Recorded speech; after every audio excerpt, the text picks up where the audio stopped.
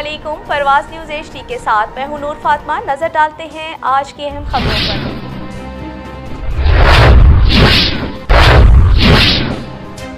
खबर शामिल करते हैं मंडी बहाउद्दीन से। महकमा ज़राअत के ज़रिए तमाम गंदम की भरपूर पैदावार के हवाले से मकामी मैरिज हाल में मेगा फार्म गैदरिंग का इनेकाद किया गया।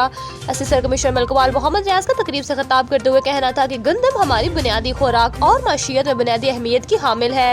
काश्तकार महकमा ज़राअत से राब्ते में रहकर बेहतर तरीके से काश्तकारी करके अपनी पैदावार और आमदन में इजाफा कर सकते हैं।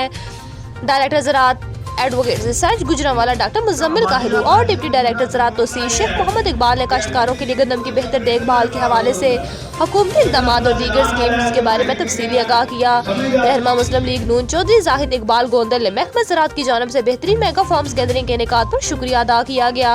उन्होंने वज़ीर पंजाब मोहतरम मरियम नवाज शरीफ की जानिब से किए गए इनिशिएटिव्स के हवाले से हाज़रीन को आगाह किया। इस मौके पर काश्तकारों ने हुकूमत की किसान दोस्त पॉलिसियों पर इजहार इत्मीनान करते हुए वज़ीर पंजाब का शुक्रिया अदा किया और गंदम की भरपूर पैदावार के लिए महकमाना सिफारिशात पर अमल दरामद कर का अज़म का इजहार भी किया।